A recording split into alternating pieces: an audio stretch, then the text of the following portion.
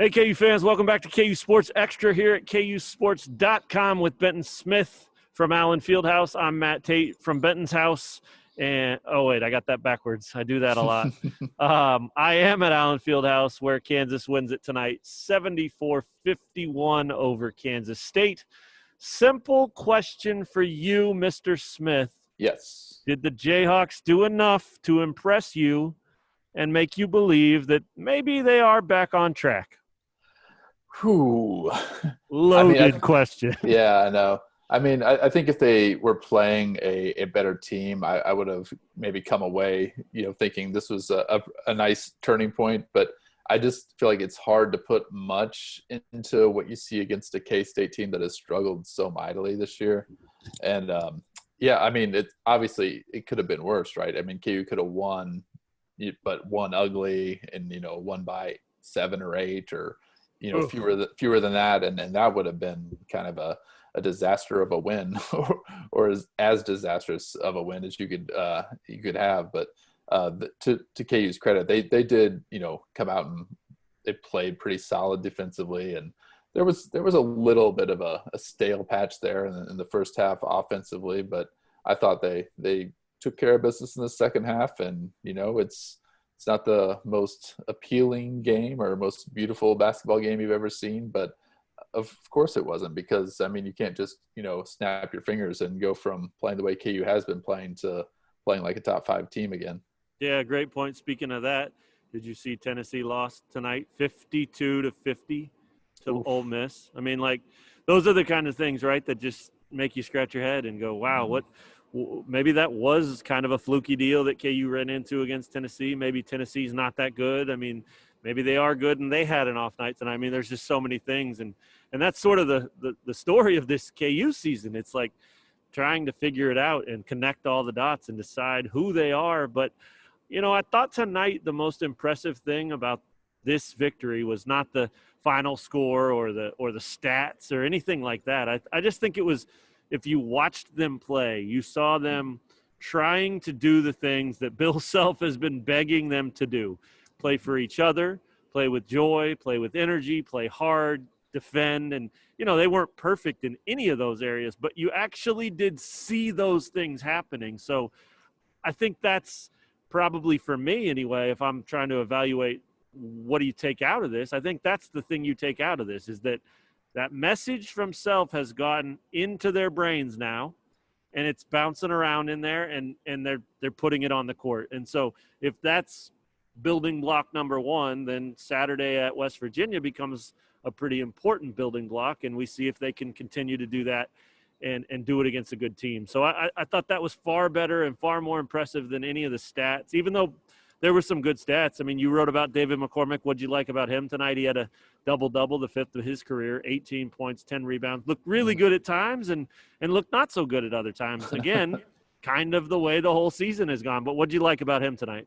I just like the way that he's not so predictable like he used to be earlier in the season. And when he's really struggled, it's been because he's either settled for, 17-foot jumpers that he doesn't need to be taking, or he's, been too assertive in the post, like trying to score over 3 guys when he has no chance of making it happen. And I just think he's got a much better feel for when to go get his shot and when to keep the ball moving, or when to kick it out to an open shooter on the other side of the court. So I just like the way that he's playing offensively. And that's kind of what I wrote about. Like, if you think about David McCormick at his worst, and then you hear Bill Self say, well, let's play more through David McCormick, you're thinking, what are you doing? But he actually, I think, has evolved this year and become a more complete offensive player, and a guy that's not going to always make those poor decisions or always be this high usage guy who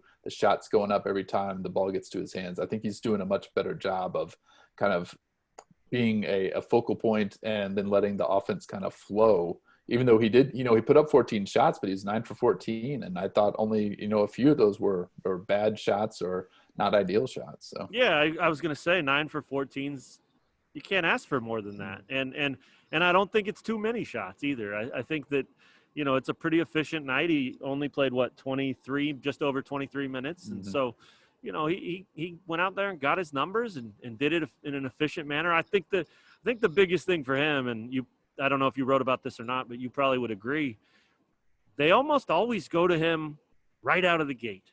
And like they and that's nothing new for Bill Self teams. They've tried to throw it inside for years right out of the gate. But for him, I think it's really important. The games where he's done well with that first possession or two of those three first possessions, right? I think it really sets him on a good path and it calms him down and it gets him locked into what he's doing. And then things go well from there. And I think when he kind of misses a few and he starts chasing those misses and he feels like, I got to get that back. I got to be better. I let my guys down. I missed 6 shots. Now I got to go make 7 in a row. And then the next thing you know, he's 3 for 13. I mean, that we don't see that much from him anymore. And that's perfectly said by you about the evolution that he's had this year right in front of our eyes, because that is kind of, I think, how he used to play. But I think the fact that they go through him now right away and get him going and say, hey, this is how we're going to play. You gotta be good for us. And he takes that on and usually delivers lately. So really impressive there. Christian Brown obviously broke out again tonight. They needed him to do that. They need Jalen Wilson to do that. I thought in a different way, Brown played really well, I thought, but Wilson, he had enough good things happen, I think, to where you could maybe see this as sort of that same thing, the building block for him, building block 1.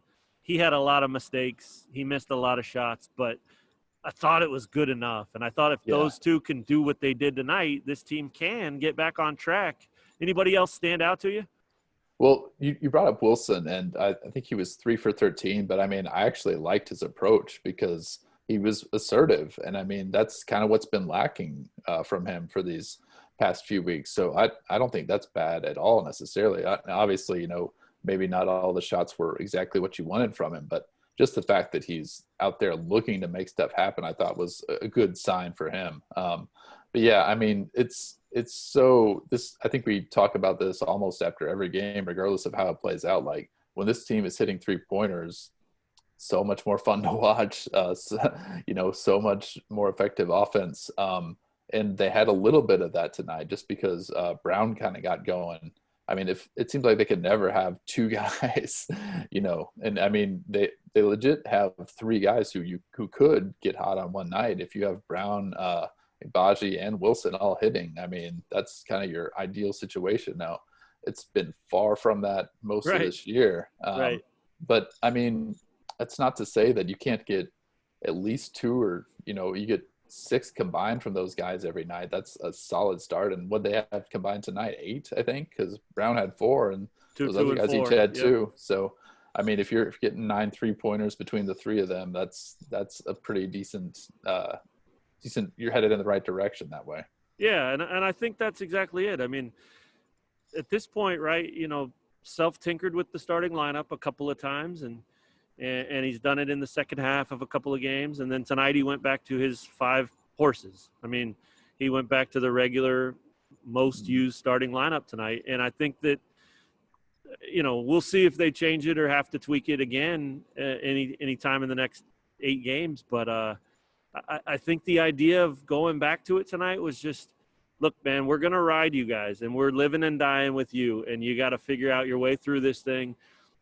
DeJuan Harris is a nice reserve. He's a nice backup point guard. He can do some nice things. Tristan Enaruna, I thought, did some really good things today.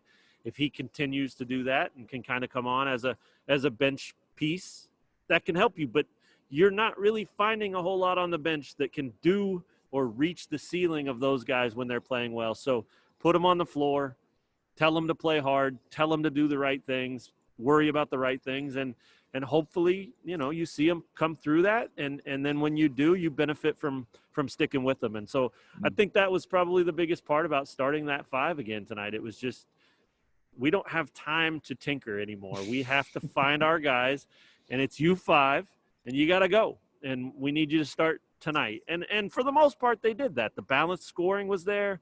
They were aggressive, like you talked about. I thought one of the coolest things about tonight was it reminded me of the Ochai Agbaji that we saw when things were going well for this team.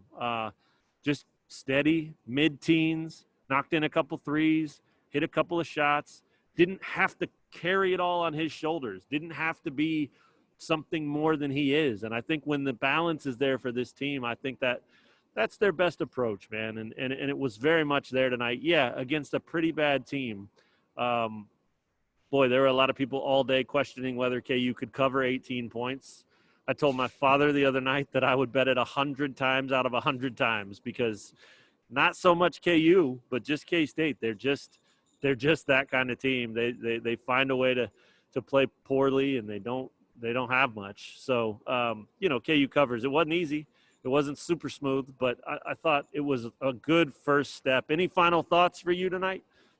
Yeah, I like you brought up Ochai. He's just steady, right? I mean, like, regardless of how everybody's playing, he's going to give you 14 or 15 probably. I know. Right? Every time. And that's why you need that balance. Marcus Garrett didn't score tonight, and they didn't need him to. I think that it was probably nice for a lot of those guys that their minutes were not as big as they typically are. Gives them a little bit of rest, because there's going to be a pretty busy stretch coming up next week, starting with that trip to West Virginia. So. Well, yeah, and that's it. Like, think about it, right? So they have 3 left against K-State and Iowa State, 2 against Iowa State, 1 more against K-State.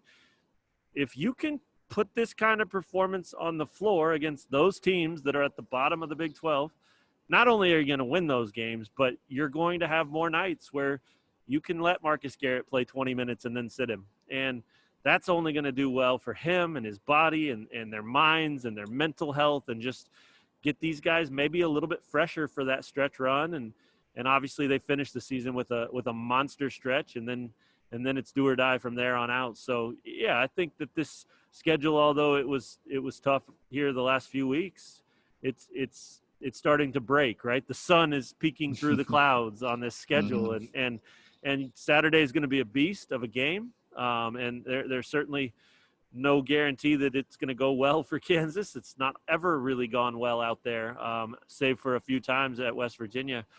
We will not be there, so it will go great for us, because how many times have we driven in a damn blizzard in the hills of West Virginia, man? It's guaranteed. If you're out there covering KU in the winter, there will be snow and ice and wintry mix and sleet and treacherous conditions. You land in Pittsburgh, and the airport people are like, hey, they're probably closing the highways tomorrow. As they tell you that every time. And you're like, what? And then they don't, and then you risk life and limb to make it, and all for covering a basketball game. So I have missed a lot of road trips this year, and the COVID thing's been tough, and it's not nearly as fun covering these things from home, but this is one I will not at all be sad about missing. So, but it's a big one. It's a big one for Kansas. They get a chance to prove themselves against a pretty good team that they've already beaten. And so, if they go get that one, then you might see something start to build, some momentum start to build, and then who knows what can happen from there. But obviously tonight, whether you were really impressed or loved it or hated it, whatever the case is, it was definitely a good step in the right direction, and one they had to have. You're supposed to win this game by 20 points. They did that. They didn't do it like Baylor did, but nobody does very many things like Baylor does. No. So anyway, it was the win they had to have. KU wins at 74-51 over K-State in a Sunflower Showdown at Allen Fieldhouse. They'll have a rematch in a couple of weeks over in Manhattan. But before then, KU is at West Virginia on Saturday, in case you didn't hear that a second ago. 1 p.m. tip-off on Saturday Central Time. So that's a big one. We'll have all kinds of coverage throughout the rest of the week, and, of course, from that game. For Benton Smith, I'm Matt Tate. Thanks for checking out KU Sports Extra. We'll talk to you guys again real soon.